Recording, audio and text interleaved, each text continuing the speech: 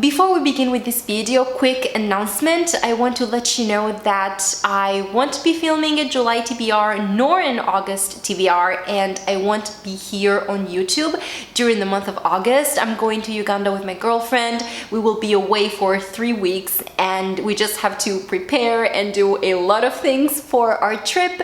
So I won't be here. I hope you will miss me, but if you miss me too much, you can follow me on Instagram because I will be posting so many things. You can bet your asses I will, and it's gonna be amazing and I cannot wait. I am scared, but I'm so excited. So I won't be here, but you know where to find me if you're missing me.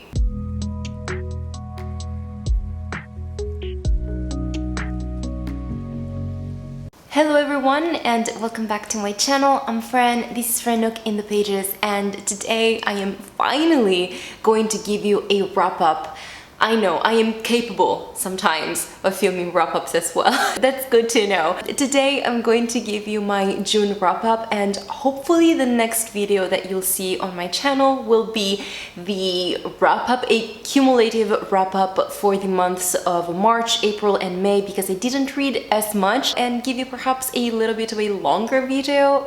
Who knows, because I don't remember many details from what I've read in those months, so it's gonna be a fun time. But let's not think about that. Let's worry about today's problem, which is the June wrap-up. June was a weird month. I don't know if it's ever happened before, but in the month of June, I basically only read audiobooks. I only listened to audiobooks because I read one graphic novel, so there's that, but I read I think 6 books in total, and 5 of those 6 books are audiobooks. That was a first, but I was just truly enjoying the audiobooks that I was picking. So even when I would sit down to read, I would just put on the audiobook and play it and do something else while I was listening to it. I just wanted to keep listening to that story, and I knew that if I had picked up a physical book, I wouldn't have paid as much attention to it because my mind would have been thinking about the story that I was listening to. So I listened to 5 audiobooks, I read 1 graphic novel, and I started a physical book that I'm still currently reading. So let's just jump right in. The first book that I read in the month of June was The Guncle by Steven Rowley. I know it's hard to believe, but I hadn't really paid attention to the fact that the name of the author and the narrator were the same. So when I was listening to it, I actually didn't know that it was the author narrating it. But I have to say, he did such an incredible job. Like, he just gave the perfect voice to the main character, and I could not have been happier because the audiobook experience was so good. And if you were to pick this book up, which I definitely recommend you do, you should definitely be listening to the audiobook. But what is this book actually about? Our main character is Patrick. He's gay, he's an actor, and he was in a show that would be similar to Friends in our reality. So a show that was very famous and that, you know, lasted for seasons, and then after that he didn't really find another job, or he couldn't find another job. He wasn't really interested in it because he had the money, and because of something that happened in his past, he kind of wanted to retire from the public eye. So he's living in this big house in LA, and he's just on his own. He's kind of neglecting his friendships and his family and all that stuff. But then at the beginning of the book, his best friend dies. They met when they were in college, and a few years later, this woman, his best friend, married his brother. So she was his best friend, but then she also went on to become his sister-in-law. Is that the right relation? I think so. As if that wasn't enough, while this woman was doing her chemo and while she was struggling with her illness, with her cancer, the husband became addicted to pills. It was his way of dealing with it. So this sounds very bleak and serious, but it's not quite as much. But I have to introduce the whole scenario. And now that his wife has passed away, before he feels like he's able to fully take care of the kids and give them the attention and the care and the support that they deserve, he wants to go and do a 6 weeks long rehab program, that kind of thing, and he asks his brother to take care of the kids while he's doing his thing. And Patrick, of course, he's not really quite used to dealing with kids. He's not the quite responsible type, the mature guy. He's more of an eccentric personality. He likes to have fun and to live a more careless life, but he decides to take them in. He's also not prepared to deal with the grief that they must be experiencing since they lost their mom at such a young age. Yes, I know that the premise sounds very bleak, but the book definitely isn't. It was fun, it was hilarious at times to listen to. Patrick has such an eccentric, loving personality. I loved him so much. If you think of a Hollywood diva kind of personality, that's him. And that also kind of helped him to deal with the kids, I think, to be the more lighthearted uncle that could help them be kids again and not think too much about the situation in which they were in and all that was about to come and how hard it would be now that their mom had passed away. Of course, it definitely has its serious moments because we have kids that have lost their mom, and there's a whole other aspect of this book that I really personally much enjoyed and appreciated, and that is the fact that Patrick doesn't really get to grieve because this woman, before being his brother's wife, she was his best friend, and he doesn't really get to deal with his pain because he has to be there for his brother, he has to be there for the kids, and of course people don't acknowledge that this woman was his best friend. You would think about the husband that has lost his wife, and you would think about the kids that have lost their mom, but you don't really think about the other people surrounding that woman that are also grieving her and missing her and dealing with her absence and with their loss. Not that it's a loss competition, of course, but there are different shades and different faces of pain and grief, and all of them need to be and deserve to be acknowledged in some way, shape, or form. I absolutely adored this book. I loved Gay Uncle Patrick. I loved the kids, Maisie and Grant. They were just such sweet cuties, and they have that thing that kids have where they just ask questions non-stop and you have to deal with that, and Patrick did not know how to deal with that, and he was exasperated more than half of the time, and he still had to deal with it in some way, and it was just so much fun. It was intense and serious at times, but it was also so much fun. It was so wholesome and I really loved it. I gave it 5 stars. The next book that I read, listen to, is Drew LeClair Gets a Clue by Katryn Bury, and this was narrated by Devon Hales. And again, I loved this one. I gave it 5 stars. Spoiler alert. This is a contemporary middle grade where we have Drew, our main character. She is a 12-year-old girl and she is obsessed with this criminal profiler, Lita Miyamoto, and she's read her books multiple times and she kind of thinks in terms of investigations. She observes people around her, she takes notes about their behavior and what they do and what they say so that she can see when and if there are differences, and she just looks at reality in a way that a detective or a criminal profiler would do. So what happens is there's an account on Instagram who posts photos of students being embarrassed, being bullied, or things that might come back to hurt the students in one way or another. And Drew is one of the victims of this account because there's a post that shows her mom kissing her counselor, I think, from school. She was already aware of that fact. The mom had left the house, so she was just living with the dad at the beginning of the book, but she didn't want the school to find out. She didn't want everyone to know. She doesn't want to be embarrassed because of something that her mom did. So as this account keeps posting things, not just about her, but also about other students, she decides to start investigating to figure out who is behind it. So it's basically a mystery book, and Drew LeClair is your Nancy Drew character of the situation. She's helped by her best friend Shrey and by Trissa, another girl who joins them because she was another one of the victims of these posts. What I really liked about it and what I really appreciated was the fact that the crime to investigate was adequate for the target. It's a middle grade book, and this is one of those things where you could actually believe that a 12-year-old girl could investigate. It's not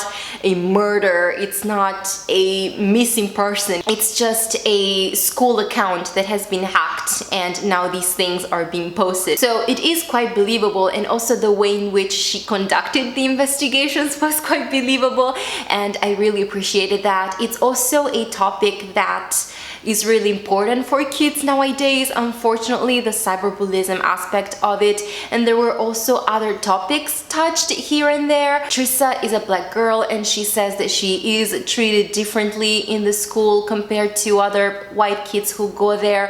Shrey is a Jewish, and the rep was done very well there as well. We have an unconventional family because Drew, as I've said, she's living only with her dad. Her dad is the only one taking care of the family at this point.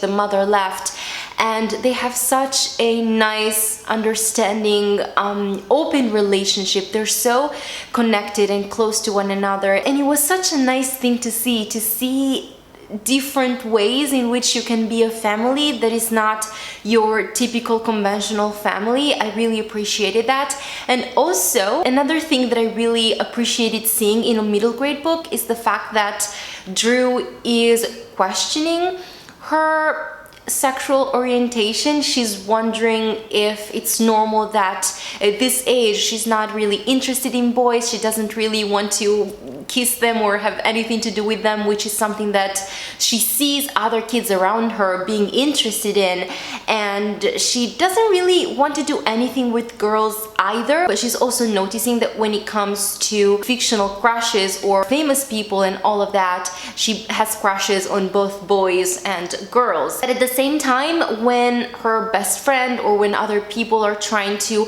not pressure her into saying what she likes, but like they're asking about it, she is quite firm in her stand. She doesn't know, she doesn't want to worry about it, she isn't really in any hurry to find out. It's just something that she's thinking about. She's just questioning, she's not really ready to perfectly identify and label herself. And that's okay. This book was shelved as lesbian on Goodreads, and I don't understand why. I think that label totally misses the point of what's happening here, because I think that sure, it's nice to have middle grade books where a character is already sure and confident in their LGBT identity, but if that's not the case and if you're still questioning, I think that's also a nice representation to see, not quite knowing yet what you are, what you aren't, what you like and all that stuff, but just being open to different possibilities in terms of your identity and what you like and don't like. That's also an important representation to have in books, particularly in middle grade books, because I feel like that's when kids might start questioning things, and it's nice to have that representation there. I really loved it. I gave it 5 stars. After that, I listened to Queerly Beloved by Susie Dumond, and this was narrated by Kimberly M. Wetherill. This is a sapphic romance about Amy. She is a semi-closeted baker. She works at a Christian bakery, so of course she's not really out at her place of work, but she also works as a bartender at a gay bar. At the beginning of the book, she gets outed in a way at her place of work at the Christian bakery, so she is fired. Therefore, she has to find out what else she can do, because her job at the gay bar is not enough in terms of income, so she needs to find something else that she can do, and she doesn't quite know what to do. However, and this happens totally by chance, she goes to her cousin's wedding. There she meets a couple who is about to get married. They hit it off, they start chatting and all that stuff, and this couple just comes out and invites her to the wedding, and they ask her to be the woman's bridesmaid because something happened to one of her friends last minute, so she needed a feeling bridesmaid. And they even offer Amy some money because it's last minute for the dress, and also because she would have to take a day off at the gay bar. So Amy ends up being the bridesmaid for this couple, and she realizes that she's pretty good. There was a problem with the cake, and her being a baker, she was able to fix it. There was a problem with the dress that she knows how to sew, and so she was able to fix that as well. She dealt with a problem with the flour delivery, so all kinds of things. She realizes that she's really good at dealing with crisis, with last minute crisis, and pushed by her best friend, she decides to put an ad on Craigslist or something like that to be a paid bridesmaid. After one night, the day after she puts up this ad, she finds 6 different requests from people who are looking for a bridesmaid because someone had to cancel last minute or for other reasons. And she thinks that maybe she can, start a business out of this. And that's one side of the book. And then another thing is that she met a woman when she was still working at the bakery, and she starts dating this woman,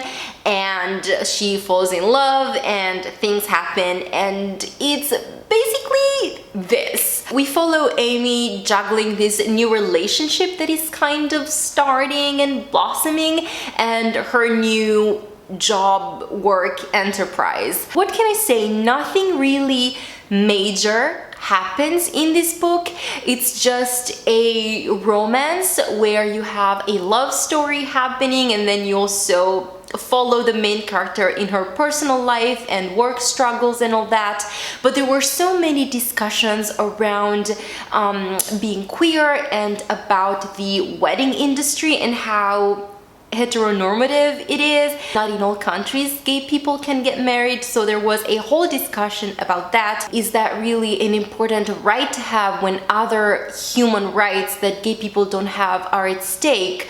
What about the wedding itself? Is it something that can suit gay people, or is it something conceived for only straight couples? Like, there was a whole discussion around that, and I thought there were very interesting points being brought out. Of course, I'm a hopeless romantic and I hope to get married one day, but it would be very naive and stupid and just not true to say that, marriage is not something that was initially conceived and thought specifically for straight people, because of all the traditions that surround it, because of the institutions that are involved in the wedding process and all that stuff. Anyway, I ended up giving it 4 stars because it was a very good book. Like, it was really, really nice. It was so nice to listen to it, and it was engaging, and I really felt for all the characters. Amy's found family, her friends, her mom,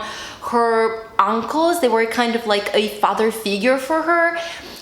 Everyone was so lovely. I feel like this book really stands out for the relationships that are within it and its characters. But I cannot say the same for the love story itself.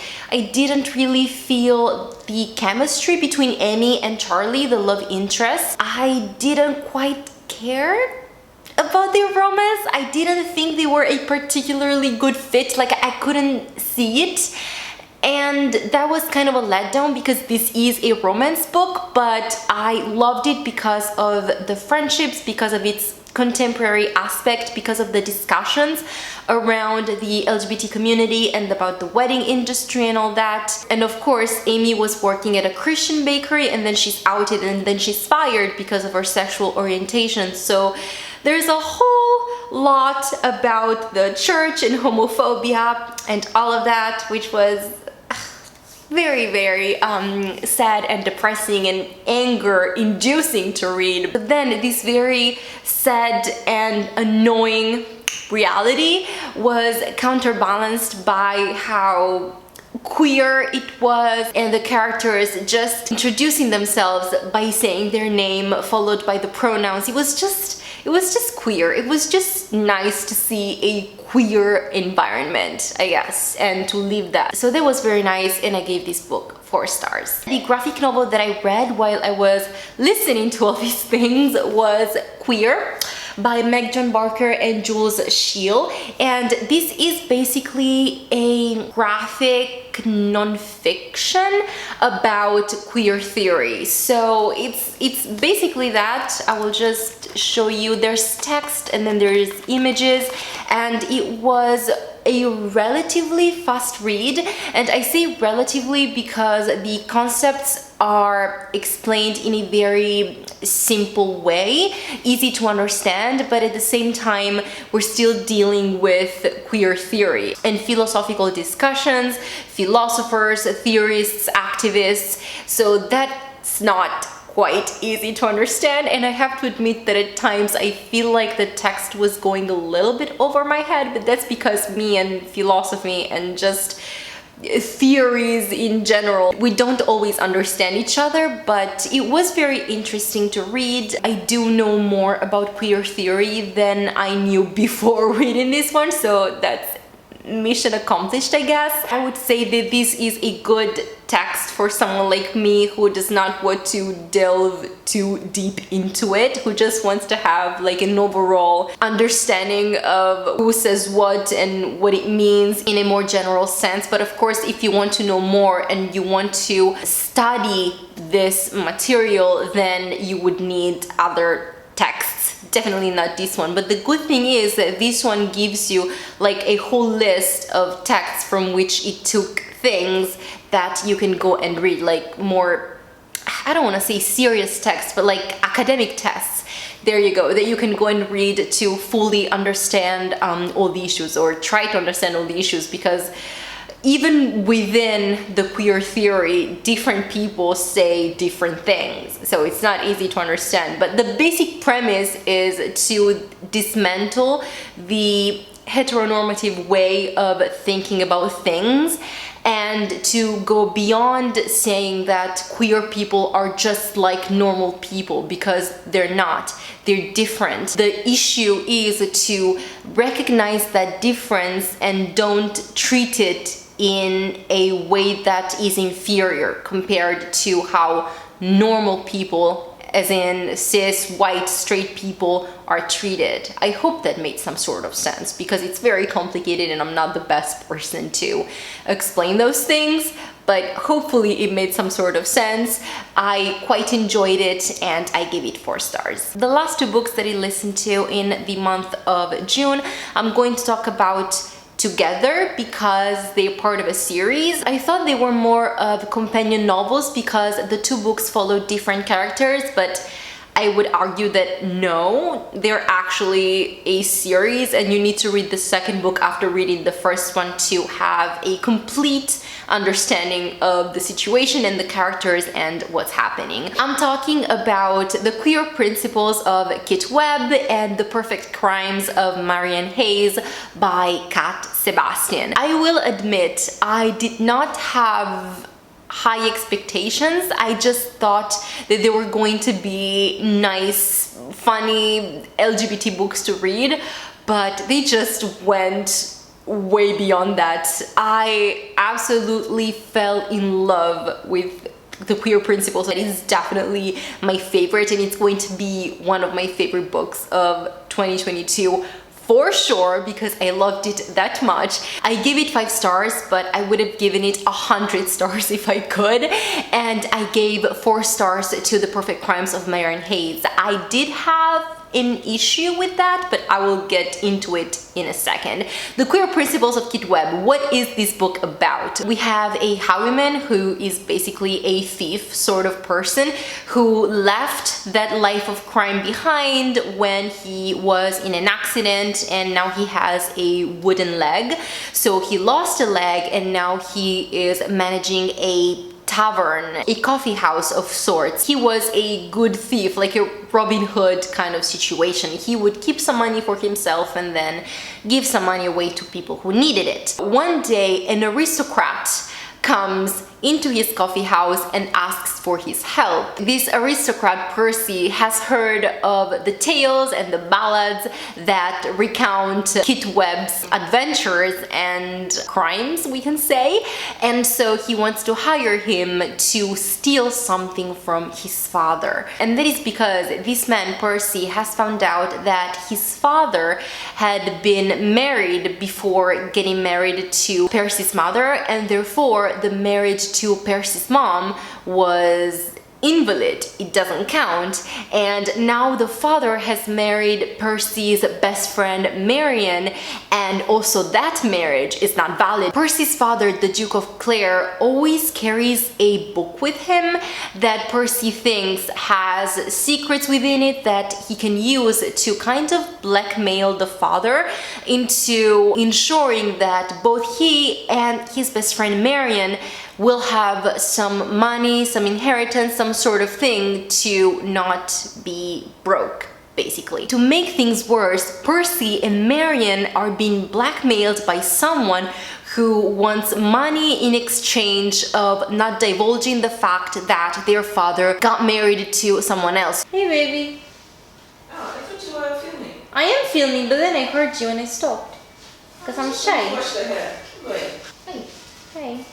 Go wash your hair. Yes. You look so cute. I won't start until I hear the door closing. I don't trust you. And you're using battery life, so you better hurry. Jesus. Kit at first does not want to help him because he's left the life of crime behind him, and also his wooden leg kind of prevents him from being able to do what he used to do when he was stealing things and running away and all that stuff. But then he finds out things and he wants to get back at the Duke of Clare, but since he cannot do the thing himself, he proposes to teach Percy how to fight and how to steal what he needs to steal, and he'll just help organize the situation for the crime to happen. This book was absolutely hilarious. I laughed so hard while listening to this thing. My cheeks were pink the whole freaking time. It was so hot and steamy, and just like the sexual tension was just there in every single page of the book. It was just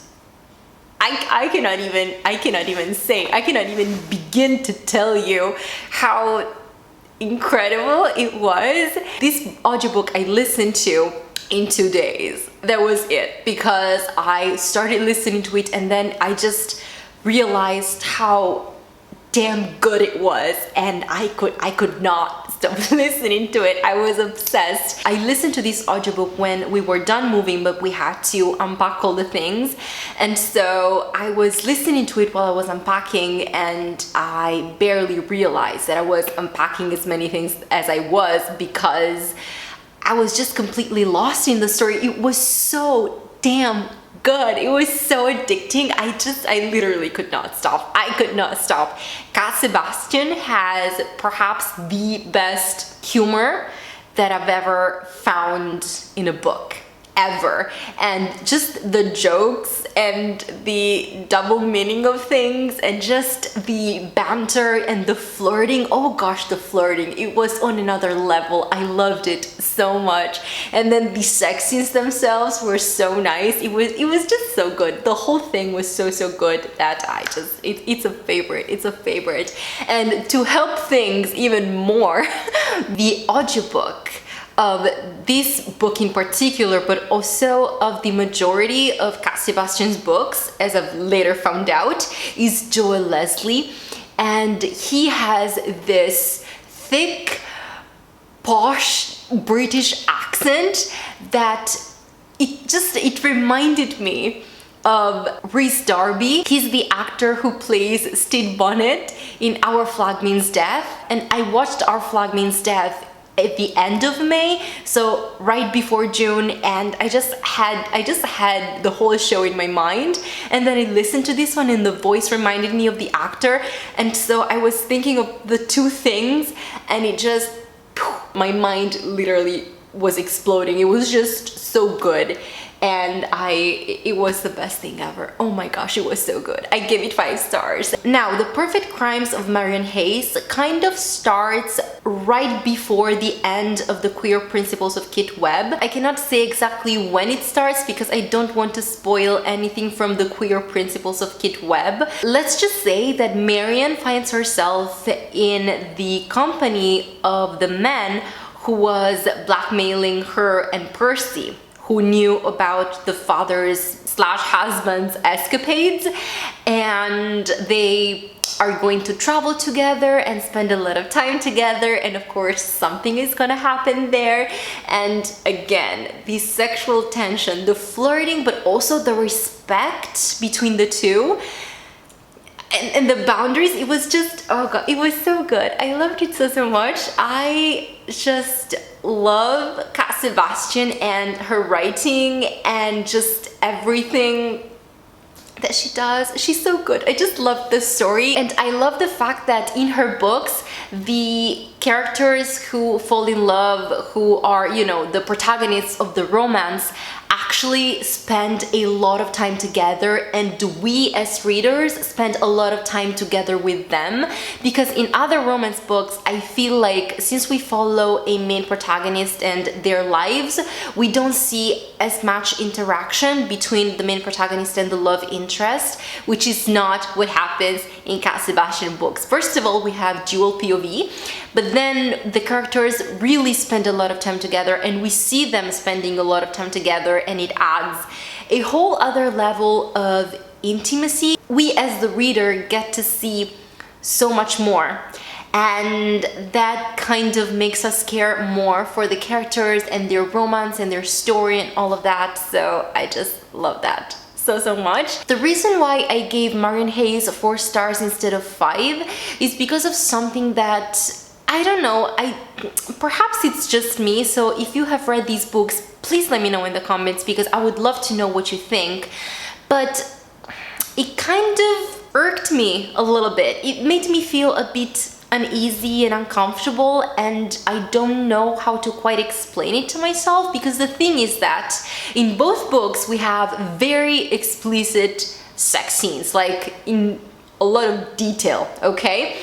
And in the first book we have a male-male romance, and in the second book we have a man and a woman falling in love. I think they're both bi or pan, I don't know, they're queer, but the love story is between a man and a woman. Now, when Marian was going down on the man, the thing would be so detailed as to almost be uncomfortable for me, because I don't care about men and dicks, but we would hear and read about the shaft and the tip and the thongs. It's just a lot of details, okay?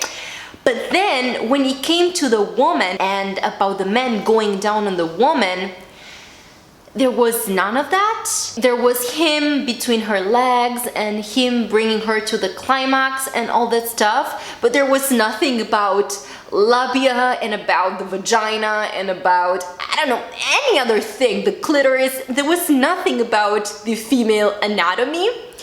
And the fact that a woman describes the male anatomy and the male-male sex scenes in such a very detailed way, and it doesn't do the same for the woman, I don't know, it felt weird. I don't know if it's just me, because there is this thing where Marian had a pregnancy, and this pregnancy almost caused her death. So now she doesn't want to be penetrated, she doesn't want to do anything that might endanger her life, but that doesn't mean that she cannot have sex, of course.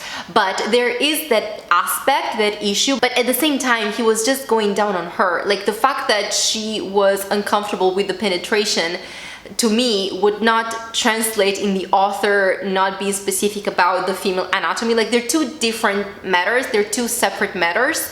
So I don't know, this thing just made me uncomfortable. Please let me know in the comments if you have read the book and you know or understand what I'm talking about, what I'm referring to, and if it was the same for you, or if you didn't notice it, or I don't know, just let me know. If you have read these books, let me know in the comments, because I would love to discuss this further with someone who has actually read the books, or even if you haven't, tell me what you think about this thing, because I don't know, I found it a little bit weird. But I will still continue to love Cat Sebastian and read the rest of her books, her backlist, because I just love her and her writing and her humor, and she's brilliant and I want more. And this is it for this video. Gosh, this was long and rambly. I do apologize for that. I hope that it won't be too long to edit and watch for you, but I hope you enjoyed it. I hope you had a good time. As you could see, June is always, for me, an exclusively queer books kind of reading month. I always try to read mostly queer books, but June is just all out queer. I hope you enjoyed watching this video. Please let me know in the comments if you have read any of these books, if you would like to, and also let me know what you read in the month of June. If you read queer books, what were they? Did you like them? Did you not? Let me know in the comments, because you know that I love talking to you in the comments. This is it for this video. Thank you again so much for watching it. I hope I will see you very soon in another one, and until then, have a good one, take care, and keep reading. Warm hugs. Bye.